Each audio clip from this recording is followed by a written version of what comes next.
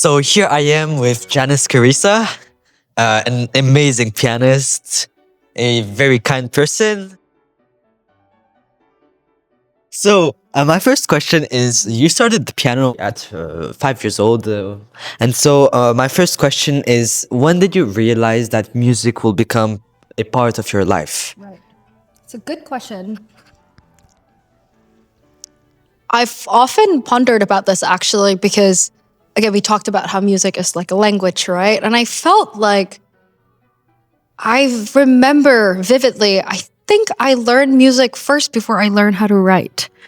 And so it just felt like something that was always a part of me. So I was very fortunate to start it purely out of hobby. I didn't have the vision to become a pianist. I just did it because I was restless. I grew up with a lot of energy. Only crayons and piano could shut me up. And so when I was on the piano, I just felt like it was a friend. I was with a friend that I can talk with and someone who understood me. And so a moment where it changed was, I remember this was when Lang Lang gave a recital in New York City in Carnegie Hall. And he played Haydn Piano Sonata in C major. He also played with his dad. And I just had a lot of fun watching that recital video. And I just looked at my mom. I was like, where is that? She was like, oh, that's Carnegie Hall. It's in New York City. I was like, I want to go to New York. I want to play there. I don't know what it meant. And obviously completely delusional. But that was the day when I decided that, wow, what a cool life. You know, I get to do what I love. I get to travel across the world and be in new places. I was like, yeah, this is something I want to pursue. I think it was around 8 or 9. Oh, okay. Yeah. And did you always like to practice? That's a good question. You're about to expose me here. You know, I have an interesting relationship with the word practice in general. I like, to me, I don't dread practicing. I dread having to be perfect all the time. But to me, rather than using the word practice, I like to use the word exploration and experimentation. And I feel like practice is a chance to not only get to know the music better and the composer, but also yourself. And so practice is something that, you know, I do dread, but when I feel inspired, it becomes this glorious quality time. Yeah. Wow.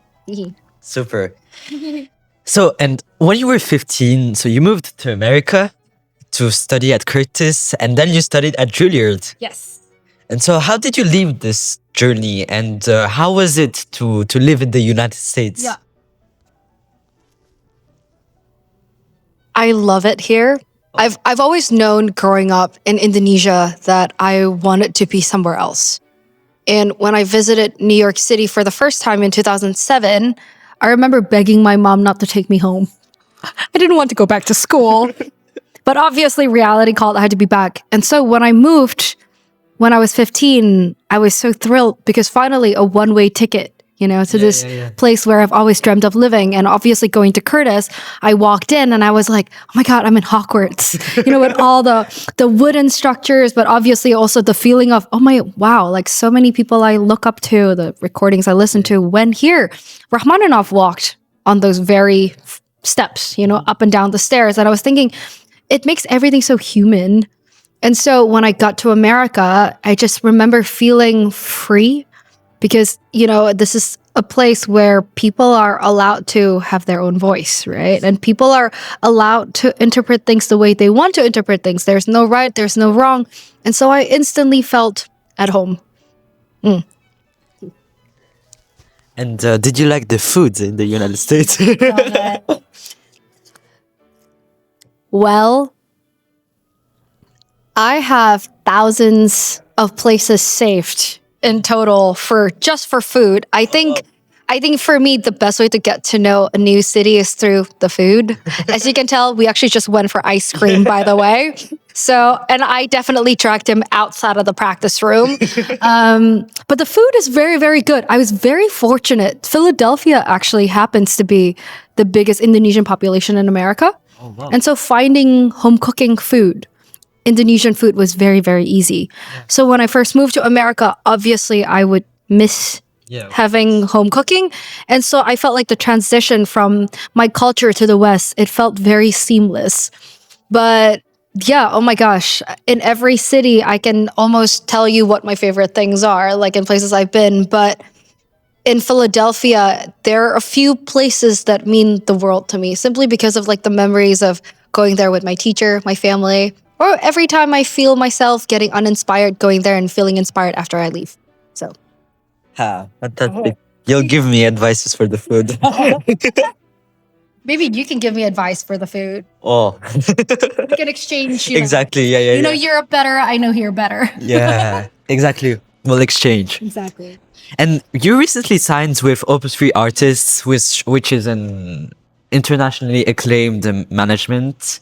And so, how did it change your career?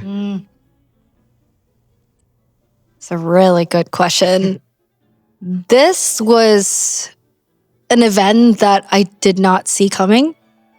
I just remember the moment I found out that this was happening, it almost felt like a dream. I was like, I'm like, is this really what I'm hearing? But when we started collaborating, I felt myself becoming more certain about, like, what do I want? Yeah. What, like, there's no point in just trying to like learn a piece well and play well. There has to be more.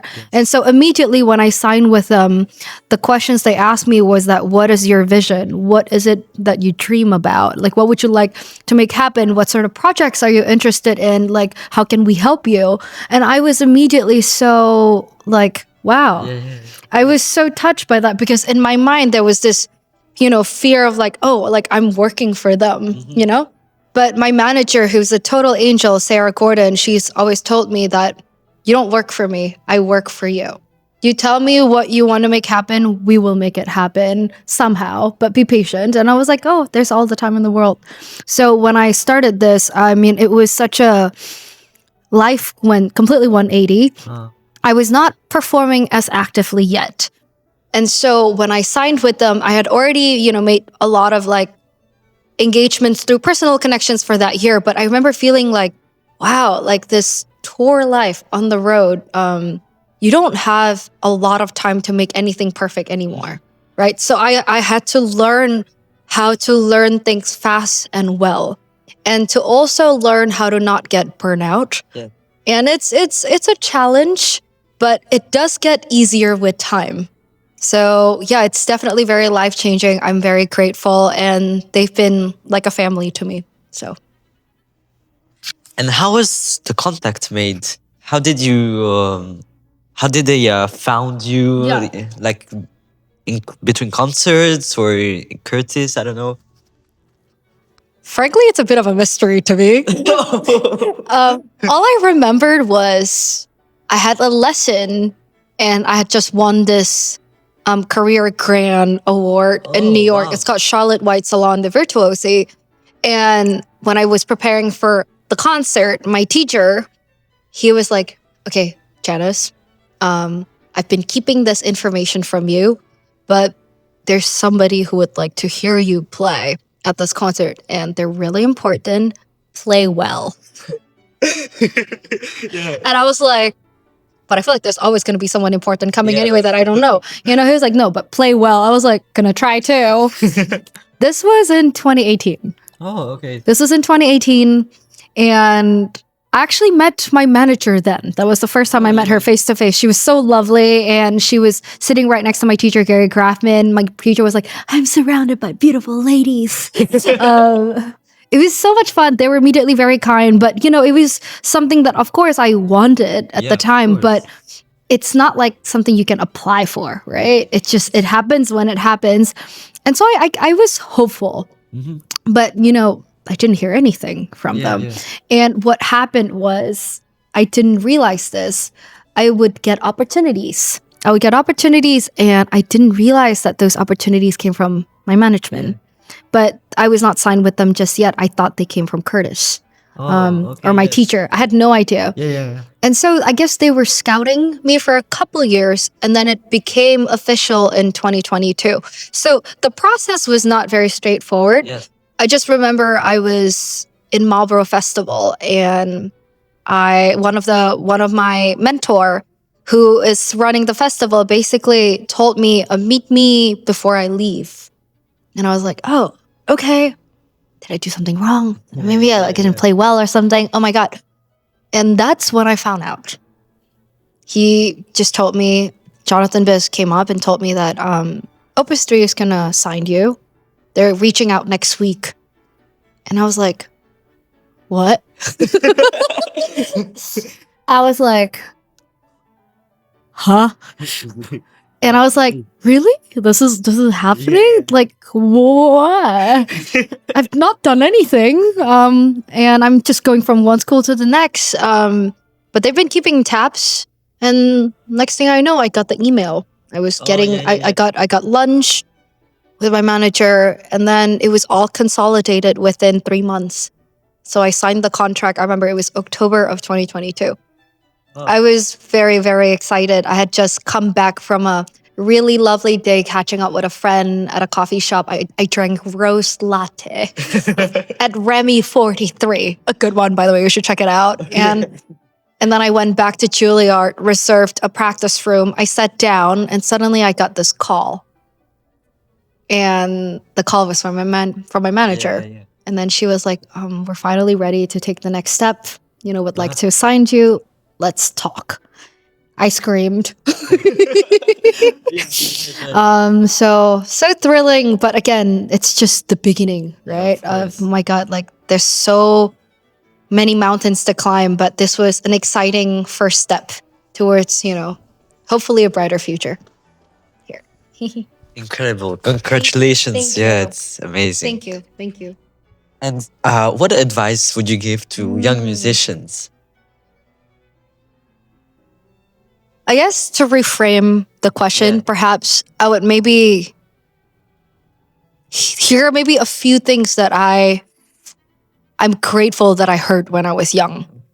My mom is a piano teacher, and she's very loving, charismatic, and she's always believed in, joy being like the main source of inspiration. So she always told me from a young age that if you don't love this, if this doesn't make you happy, don't do it. Do it because you care about it.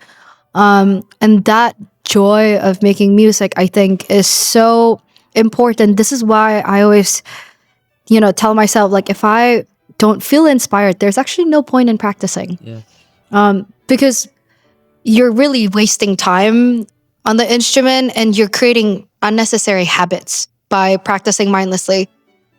And so I feel like the best remedy is to go out to the world, see people, see artworks, see a show, listen to a podcast. And the moment you are inspired, you'll get so much work done.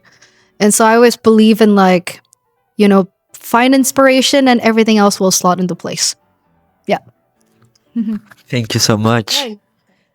And which podcast is your favorite? Oh my God. Oh gosh. Well, maybe this is a little basic, but I'm a big fan of Mel Robbins. Okay. I mean, she's really somebody that I look up to, like the cool aunt, the cool aunt that I wish to have. I mean, she's so filled with amazing, beautiful advices on just how to, cliche question, how to find happiness within you, right? And how to connect with the world deeper. And so every time I feel myself, needing a reminder on how to be human, I turn to her. So can I ask the question, same back to you? Yeah. What is your go-to podcast? My favorite podcast is Fortissimo. And our last question. What is your dream? The big loaded question. Exactly. What is my dream? I think if I have the privilege of growing old one day, I hope I'll be the kind of person that can look back in life feeling like I've, lived fully. And that I can make a lot of genuine connections with people. So I think my dream is to just live a fulfilling life, and to realize that it's such a gift to be able to wake up in the morning. And so, yeah, I think just to live life to the fullest, and hopefully lots of beautiful photos to look back, or the silly ones, which I'm sure we are going to harvest here. So, may I ask you the question as well? Of course. What is your dream?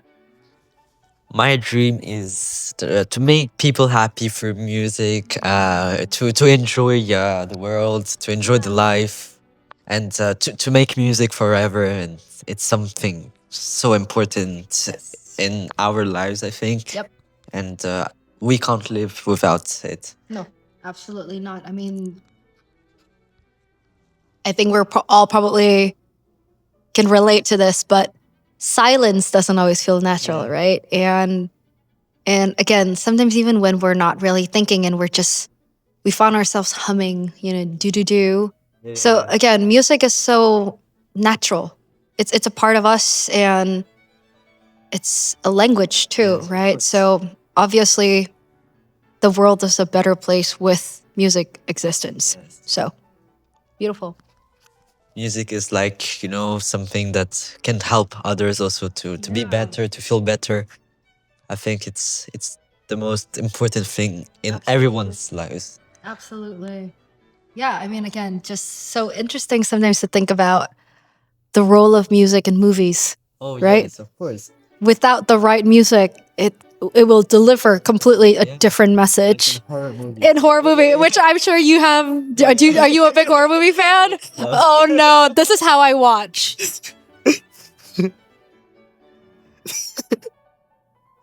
Mostly this. No, yeah, of course. Yeah.